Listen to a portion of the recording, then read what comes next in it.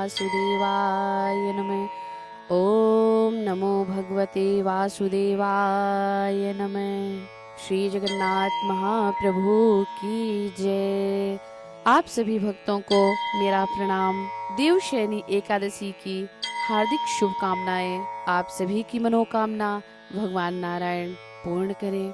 आज हम देवशयनी एकादशी का महात्म्य सुनते हैं और कथा। तो जैसा कि हम जानते हैं, अगर आपको ये कथा अच्छी लगे तो कृपया हमारे चैनल को लाइक करें, सब्सक्राइब करें और अपने आशीर्वाद से हमें अनुग्रहित करें। जैसा कि हम जानते हैं कि आषाढ़ मास की शुक्ल पक्ष में पड़ने वाली एकादशी को देवशयनी एकादशी, आषाढ़ी एकादशी, हर्षयनी एकादशी, पद्मा एकादशी इत्यादि नाम से जाना जाता है। एक माह में 2 एकादशी आती है।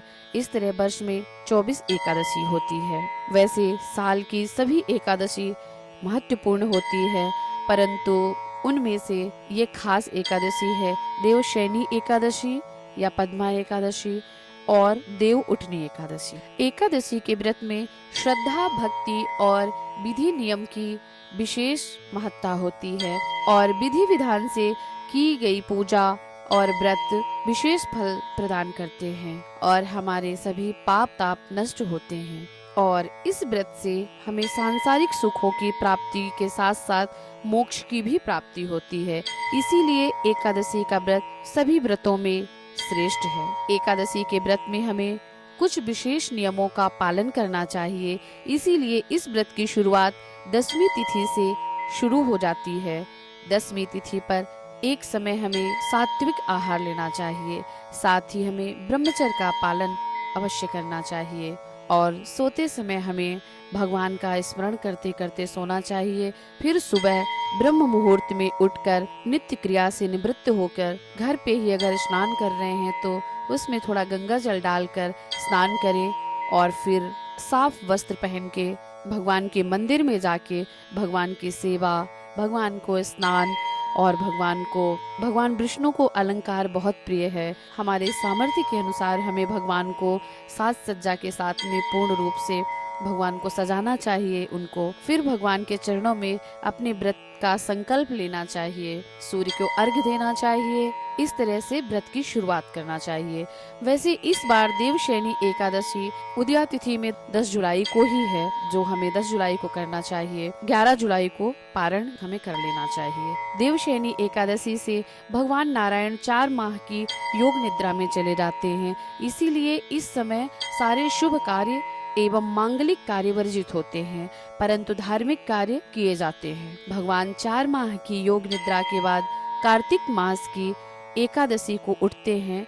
इसीलिए कार्तिक मास की एकादशी को देव उठनी एकादशी कहा जाता है। भगवान नारायण के योग निद्रा में जाने के बाद सृष्टि का कार्यभार भगवान शिव परिवार के हाथ में आ जाता है। इसीलिए इस चतुर्मास पर भगवान शिव परिवार की पूजा करने का विशेष प्रावधान है। एकादशी के व्रत में हमें जितना हो सके भगवान नारायण का भजन, स्मरण, कीर्तन इत्यादि करते करते समय व्यतीत करना चाहिए और हो सके तो रात्रि जागरण करना चाहिए। दान दक्षिणा हमें करना चाहिए। हमारे सामर्थ्य पे होता है कि हमें कितना है, हम कितना कर सकते हैं दान दक्षिणा। हमें जितना भी हो सकता है हमें अवश्य दान दक्षिणा करना चाहिए। जितना हो सके उतना करें, लेकिन करना अवश्य चाहिए। कुछ भी करें, ऋतु फल कर दें, गाय को चारा खिला दें, पंडित जी को सीधा दे दें, दान में अन्न दान कर दें, कुछ भी करें लेकिन करना चाहिए। तो ये तो था व्रत का महात्म, व्रत की विधि। और अब हम सुनते हैं पद्मा एकादशी की कथा या हरिशयनी एकादशी व्रत कथा। बोलो भगवान विष्णु की जय, जगन्नाथ महाप्रभु की जय। एक बार धर्मराज युधिष्ठिर ने श्री कृष्ण जी से पूछा, हे जनार्दन, आषाढ़ शुक्ल एकादशी का क्या नाम है? इस व्रत को करने की विधि क्या है और किस देवता का पूजन किया जाता है? तब श्री कृष्ण कहने लगे, हे युधिष्ठिर, एक समय नारद जी ने ब्रह्मा जी से यही प्रश्न किया था। तब ब्रह्मा जी ने उत्तर दिया कि हे नारद, तुमने कलयुगी जीवों के उद्धार हेतु अति उत्तम प्रश्न किया है, क्योंकि एकादशी का व्रत सब व्रतों में श्रेष्ठ है।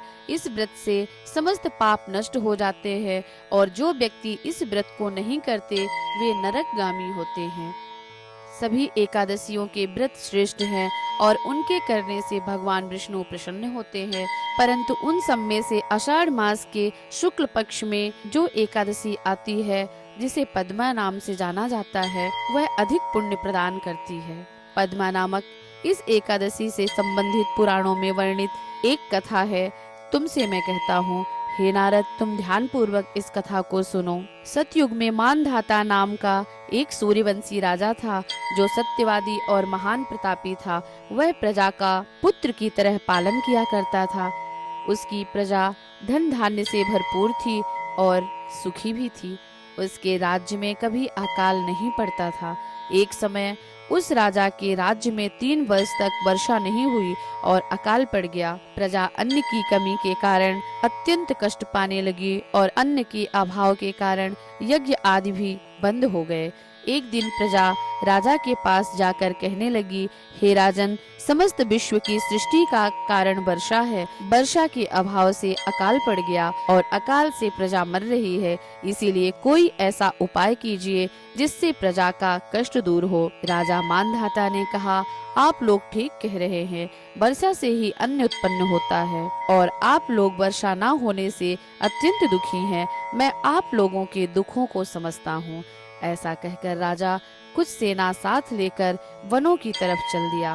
वह अनेक ऋषियों के आश्रम से भ्रमण करता हुआ अंत में ब्रह्मा जी के पुत्र अंगिरा ऋषि के आश्रम में पहुंचा। वहां राजा ने घोड़े से उतरकर अंगिरा ऋषि को प्रणाम किया। मुनि ने राजा को आशीर्वाद देकर कुशल क्षेम के पश्चात उससे आश्रम में आने का कारण पूछा। राजा ने हाथ जोड़कर विनीत भाव से कहा, हे भगवान, सब प्रकार से धर्म का पालन करने पर भी मेरे राज्य में अकाल पड़ गया है। इससे प्रजा अत्यंत दुखी है। राजा के पापों से ही प्रजा को कष्ट मिलता है, ऐसा शास्त्रों में लिखा है। जब मैं धर्मानुसार राज्य करता हूँ तो मेरे राज्य में अकाल कैसे पड़ गया? मैं अपने इस संदेह का निवारण करने के लिए आया हूँ। कृपया करके मेरे संदेह का निवारण कीजिए और साथ ही प्रजा के कष्ट को दूर करने का कोई उपाय हमें बताएं। राजा की ये बात सुनकर महर्षि अंगिरा ने कहा, हे राजन, यह सतयुग सब युगों में उत्तम है। इसमें धर्म के चारों चरण उपस्थित हैं, अर्थात इस युग में धर्म की सबसे अधिक उन्नति है। लोग ब्रह्मा की उपासना करते हैं और ब्राह्मणों को ही केवल वेद पढ़ने तथा तप करने का अधिकार है, परंतु आपके राज्य में एक शूद्र तपस्या कर रहा है। इसी दोष के कारण आपके राज्य में वर्षा नहीं हो रही है। इसीलिए यदि आप प्रजा का भला चाहते हैं तो उस शूद्र का वध कर दीजिए। राजा ने कहा, हे महाराज, निरपराध तपस्या करने वाले शूद्र को किस तरह मार सकता हूँ? आप इस दोष से छूटने का कोई अन्य उपाय बताइए। तब ऋषि कहने लगे, हे राजन, यदि तुम अन्य उपाय चाहते हो तो सुनो। आषाढ़ मास के शुक्ल पक्ष की पद्मा नाम की एकादशी का विधि पूर्वक व्रत करो। इस व्रत के प्रभाव से तुम्हारे राज्य में वर्षा होगी और प्रजा सुख पावेगी। यह एकादशी का व्रत सभी सिद्धियों को देने वाला तथा उपद्रवों को शांत करने वाला है। अतएव प्रजा, सेवकों तथा मंत्रियों सहित तुम इस व्रत को करो। मुनि के वचन सुनकर राजा अपने नगर वापस आ गया और विधि पूर्वक पद्मा एकादशी या हरिशयनी एकादशी का व्रत किया। उस व्रत के प्रभाव से वर्षा हुई और प्रजा को सुख पहुंचा। इस हरिशयनी एकादशी का व्रत सभी मनुष्यों को करना चाहिए, क्योंकि यह व्रत इस लोक में सुख भोग और परलोक में मुक्ति को भी देने वाला है। इसकी कथा के पढ़ने व सुनने मात्र से ही मनुष्य के समस्त पाप ताप नष्ट हो जाते हैं। बोलो विष्णु भगवान की जय। हरिशयनी एकादशी व्रत कथा संपूर्णम। बोलो विष्णु भगवान की जय।